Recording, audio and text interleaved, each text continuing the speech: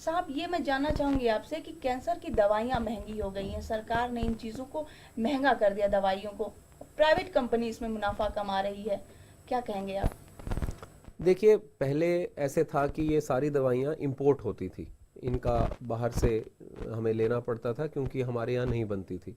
लेकिन पिछले 5-7 साल में पिछले 10 साल से हमारे यहाँ बननी शुरू हुई। आहिस्ता आहिस्ता ये टेक्नोलॉजी हमारे पास आई है।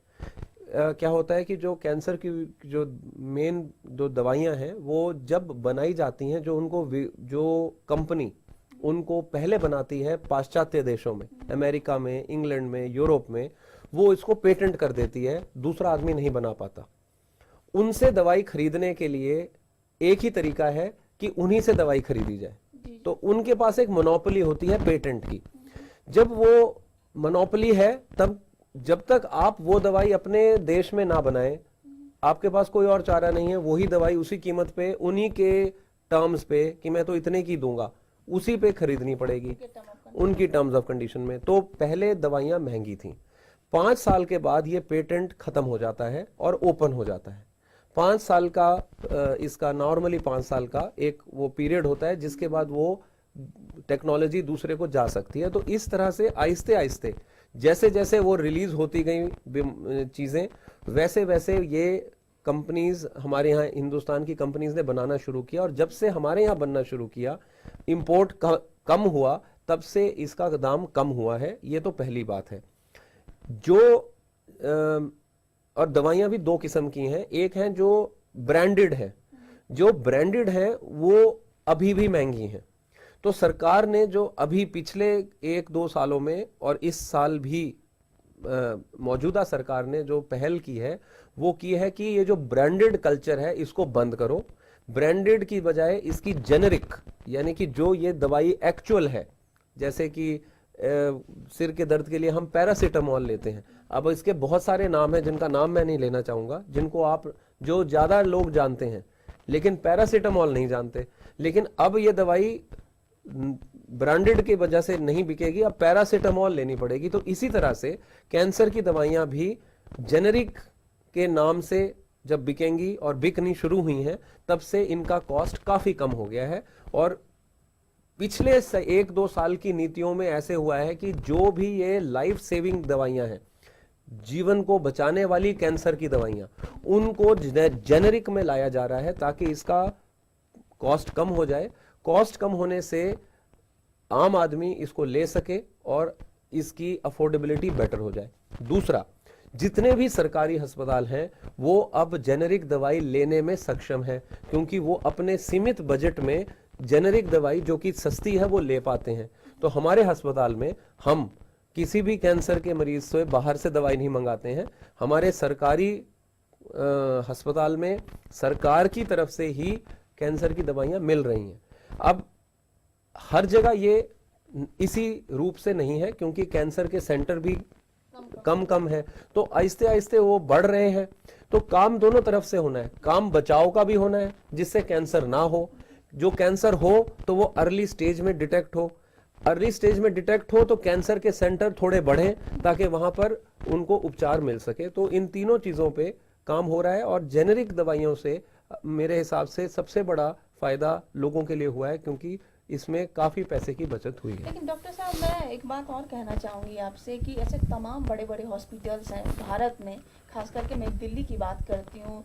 भारत देश के बहुत सारे लोग दिल्ली आते हैं इलाज करवाने के लिए, क्योंकि हमारे देश में बहुत मध्यम वर्गीय लोग हैं, सभी अमीर नहीं है जो अफोर्ड कर सकते बड़े अस्पताल को, वो यहाँ आते हैं। सिर्फ ओपीडी में दिखवाने के लिए उनको लंबी लाइन लगानी पड़ती है। आप बड़े बड़े अस्पताल के बारे में मैं नाम यहाँ पर नहीं लेना चाहूँगी, लेकिन ये बता रही हूँ दिल्ली के वो तमाम बड़े अस्पताल हैं। टेस्ट करवाने होते हैं, टेस्ट के लिए उन्हें प्राइवेट क्लिनिक में जाना होता है, ब्लड टेस्ट भी तमाम तरीके के होते हैं। वो हॉस्पिटल में नंबर अगर उन्हें मिलेगा भी तो 1 महीने आपको लंबा इंतजार करना पड़ेगा। दवाइयाँ भी मिल रही है तो उनके लिए भी लंबी कतारें हैं। फिर ऐसे में वो इंसान क्या करे जो रोगी है, जो मर रहा हो, तड़प रहा हो, जिसकी जिंदगी अब लग रहा है कि खत्म हो जाएगी। ऐसे में अस्पताल प्रशासन की तरफ से क्यों नहीं कुछ कड़े कदम उठाए जाते हैं? कोई महिला गर्भवती है, उसको क्यों नहीं एडमिट किया जाता? पता चलता है अस्पताल के बरामदे पे उसने बच्चे को जन्म दे दिया। किसी की कोई मर जाता है स्ट्रेचर पे, उसको क्यों नहीं एडमिट किया जाता जल्द से? तो इस तरह के प्रावधान क्यों नहीं देखिए, आपने ना 3-4 किस्म के मुद्दे एक साथ किए, ये और सारे मैं एक याद दूसरे करके से जुड़े नहीं, हुए मैं याद करके एक एक करके उनके ऊपर अपना कमेंट या टिप्पणी देता हूँ। एक तो ये है कि कोई भी अस्पताल सरकारी, और आप सरकारी की तरफ आपका सरकारी, तो जो सरकारी अस्पताल हैं और हमारे दिल्ली में बहुत बड़े बड़े मेडिकल कॉलेजेस के साथ जुड़े हुए बहुत बड़े सरकारी अस्पताल हैं, और एक टाइम पे एशिया के सबसे बड़े अस्पताल होते थे।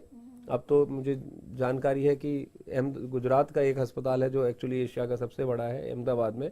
लेकिन इतनी बड़ी सुविधा है, वो सुविधा एक लिमिटेड कैपेसिटी को डील कर सकती है। तो अब अगर इस एक शहर के अस्पतालों में, जिसमें अपनी हमारी खुद 1.25 करोड़ की पॉपुलेशन है दिल्ली की, और उसके साथ लगते हुए 4-5 स्टेट, राज्य, पंजाब, हरियाणा, हिमाचल, वेस्ट यूपी, वहां से भी मरीज यहां आए, तो बिल्कुल निश्चित है कि सेवाओं पे बोझ पड़ेगा।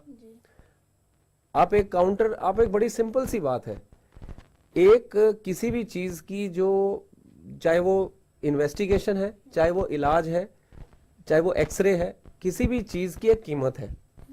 जो सरकारी अस्पताल है वो उसको फ्री दे रहा है। आप उसको ऐसे क्यों नहीं सोच रहे हैं कि अगर एक्सरे या कोई एक पर्टिकुलर चीज, कोई एक किसी का एग्जांपल ले लीजिए, वो 500 रुपए का है और वो फ्री है। आप सोचिए, अगर आपको पता लगे कि यहां पर आप 3 घंटे लाइन में रहे तो एंड पे जाके आपको 500 रुपए मिलेंगे, आप लगेंगे लाइन पे कि नहीं लगेंगे? अगर आपके पास और कुछ काम नहीं होगा तो आप लग जाएंगे लाइन में, क्योंकि एंड में आपके 500 रुपए मिल रहे हैं। तो लाइनें लगती हैं, मुफ्त एक चीज मिल रही है, सरकार के ऊपर प्रेशर पड़ेगा। अब जब एक सुविधा सीमित है और उसको ज्यादा लोग यूज करना चाह रहे हैं तो कतारें बनती हैं, फिर वेटिंग लिस्ट बन जाती है, फिर आप भीड़ भड़क्का देखते हैं, कॉरिडोर भरे हुए देखते हैं, और सिस्टम के ऊपर लोड पड़ता है, सिस्टम टूटना शुरू हो जाता।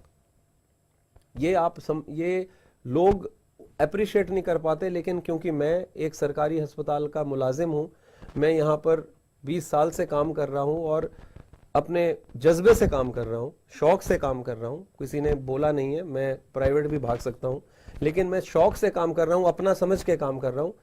हम देख पाते हैं कि हमारे ऊपर क्या प्रेशर पड़ता है जब लोगों की भीड़ टूटती है। आप सोचिए कि कहीं टिकट की लाइन है, अगर काउंटर 1 है और आदमी 100 है, लाइन लगेगी, देरी लगेगी। अगर आप पीछे 100वें नंबर पे होंगे तो हो सकता है पहुंचते पहुंचते आपकी ट्रेन भी निकल जाएगी। डॉक्टर साहब, चलते चलते मेरा अंतिम सवाल सिर्फ आपसे यही है कि मेट्रोपॉलिटन सिटी में लोगों की जो लाइफस्टाइल है, जिसके वजह से वो बहुत परेशान रहते हैं, बीमार भी रहते हैं, तो क्या कुछ करें जो कि उन्हें इन तरह की समस्याओं से निजात मिल सके? बस देखिए, मेट्रोपॉलिटन सिटी में ये आपका बहुत अच्छा सवाल है, क्योंकि हम सब एक बड़ी स्ट्रेसफुल लाइफ जीते हैं। तो इसमें सबसे अच्छी चीज़ है अपनी लाइफ को नियमित तरीके से चलाना।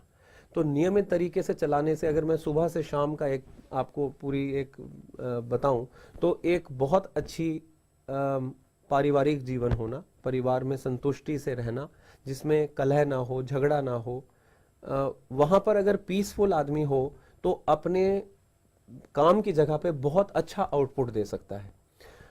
हमें हर इंसान को 6 से 7 घंटे की नींद की ज़रूरत है। एक अच्छा रेस्ट होने से सुबह जब आदमी काम करता है तो बहुत फ्रेश काम करता है और अच्छी आउटपुट दे सकता है।